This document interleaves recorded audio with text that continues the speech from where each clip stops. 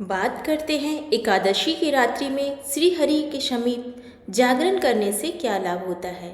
इसी के विषय में आज हम बात करेंगे महादेव जी और कार्तिकेय जी के बीच की संवाद। मार्कंडेय जी कहते हैं, जिन्होंने पिता की आज्ञा से समस्त राज्य को वस्त्र में लगे हुए तिनके के समान त्याग दिया और अनुपम धर्म का ही संबल लेकर भयंकर वन को प्रस्थान किया। मुझे वनवास दे दिया गया, यह समाचार सुनकर बलवान होते हुए भी जिनके मन में क्रोध आदि विकार नहीं उत्पन्न हुए, वे विभीषण की पीड़ा दूर करने वाले श्री राम नाम से प्रसिद्ध भगवान विष्णु आप लोगों की रक्षा करें।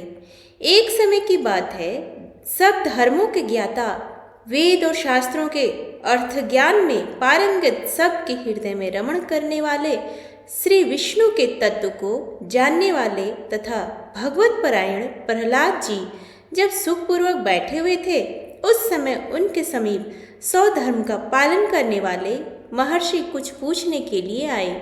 वे बोले, प्रहलाद जी, आप कोई ऐसा साधन बताइए जिससे ज्ञान, ध्यान और इंद्रिय निग्रह के बिना ही अनायास भगवान विष्णु का परम पद प्राप्त हो जाता है। उनके ऐसा कहने पर संपूर्ण लोगों के हित के लिए उद्यत रहने वाले विष्णु भक्त महाभाग प्रहलाद जी ने संक्षेप से इस प्रकार कहा, महर्षियों, जो 18 पुराणों का सार से भी सारतर तत्व हैं, जिसे कार्तिकेय जी के पूछने पर भगवान शंकर ने उन्हें बताया था, उसका वर्णन करता हूँ, सुनिए। महादेव जी कार्तिकेय जी से बोले, जो कली में एकादशी की रात में जागरण करते समय वैष्णव शास्त्र का पाठ करता है, उसके कोटि जन्मों किए हुए 4 प्रकार के पाप नष्ट हो जाते हैं। जो एकादशी के दिन वैष्णव शास्त्र का उपदेश करता है, उसे मेरा भक्त जानना चाहिए। जिसे एकादशी के जागरण में निद्रा नहीं आती और जो उत्साहपूर्वक नाचता एवं गाता है, वह मेरा विशेष भक्त है। मैं उसे उत्तम ज्ञान देता हूँ और भगवान विष्णु मोक्ष प्रदान करते हैं। अतः मेरे भक्त को विशेष रूप से जागरण करना चाहिए। जो भगवान विष्णु से वैर करते हैं, उन्हें पाखंडी जानना चाहिए। जो एकादशी को जागरण करते और गाते हैं, उन्हें आधे निमेष में अग्निष्टोम तथा अति रात्र यज्ञ के समान फल प्राप्त होता है। जो रात्रि जागरण में बारंबार भगवान विष्णु के मुखारविंद का दर्शन करते हैं, उनको भी वही फल प्राप्त होता है। जो मानव द्वादशी तिथि को भगवान विष्णु के आगे जागरण करते हैं, वे यमराज के पास से मुक्त हो जाते हैं। जो द्वादशी को जागरण करते समय गीता शास्त्र से मनोविनोद करते हैं, वे भी यमराज के बंधन से मुक्त हो जाते हैं।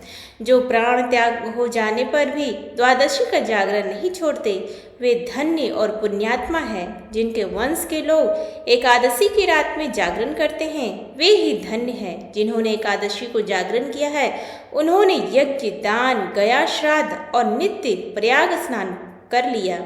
उन्हें सन्यासियों का पुण्य भी मिल गया और उनके द्वारा इष्टापूर्त कर्म का भी भली भांति पालन हो गया। हे षडानन, भगवान विष्णु के भक्त जागरण सहित एकादशी व्रत करते हैं, इसलिए वे मुझे सदा ही विशेष प्रिय हैं। जिसने वर्धिनी एकादशी की रात में जागरण किया है, उसने पुनः प्राप्त होने वाले शरीर को स्वयं ही भस्म कर दिया। जिसने त्रिस्पृशा एकादशी को रात में जागरण किया है, वह भगवान विष्णु के स्वरूप में लीन हो जाता है। जिसने हरिबोधिनी एकादशी की रात में जागरण किया है, उसके स्थूल सूक्ष्म सभी पाप नष्ट हो जाते हैं। जो द्वादशी की रात में जागरण तथा ताल स्वर के साथ संगीत का आयोजन करता है, उसे महान पुण्य की प्राप्ति होती है। जो एकादशी के दिन ऋषियों द्वारा बनाए हुए दिव्य स्तोत्रों से ऋग्वेद, यजुर्वेद और तथा सामवेद के वैष्णव मंत्रों से, संस्कृत और प्राकृत के अन्य स्तोत्रों से तथा गीत, वाद्य आदि के द्वारा भगवान विष्णु को संतुष्ट करता है, उसे भगवान विष्णु भी परमानंद प्रदान करते हैं। जो एकादशी की रात में भगवान विष्णु के आगे वैष्णव भक्तों के समीप गीता और विष्णु सहस्त्रनाम का पाठ करता है, वह उस परम धाम में जाता है जहाँ साक्षात भगवान नारायण विराजमान है। पुण्यमय भागवत तथा स्कंद पुराण भगवान विष्णु को प्रिय हैं। मथुरा और व्रज में भगवान विष्णु के बाल चरित्र का जो वर्णन किया गया है उसे जो एकादशी की रात में भगवान केशव का पूजन करके पढ़ता है उसका पुण्य कितना है यह मैं नहीं जानता। कदाचित भगवान विष्णु जानते हो।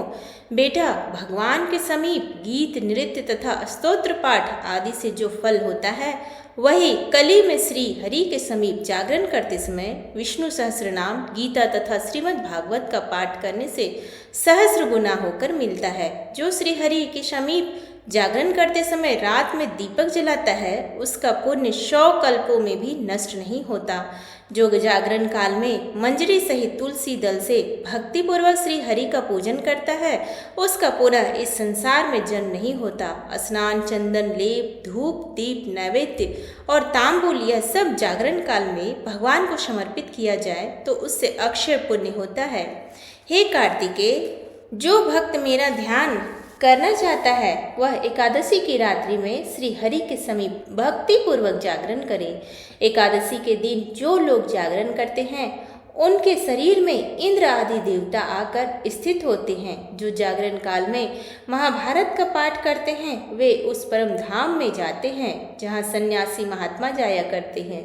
जो उस समय श्री रामचरित्र जी का चरित्र दशकंठ वध पढ़ते हैं वे योग वेत्ताओं की गति को प्राप्त होते हैं। जिन्होंने श्री हरि के समीप जागरण किया है उन्होंने चारों वेदों का स्वाध्याय, देवताओं का पूजन, यज्ञों का अनुष्ठान तथा सब तीर्थों में स्नान कर लिया। श्री कृष्ण से बढ़कर कोई देवता नहीं है, उनके दिन से बढ़कर दूसरा कोई दिन नहीं है और एकादशी व्रत के समान दूसरा कोई व्रत नहीं है। जहाँ भागवत शास्त्र है, भगवान विष्णु के लिए जहाँ जागरण किया जाता है और जहाँ सालग्राम शिला स्थित होती है वहाँ साक्षात भगवान विष्णु उपस्थित होते हैं।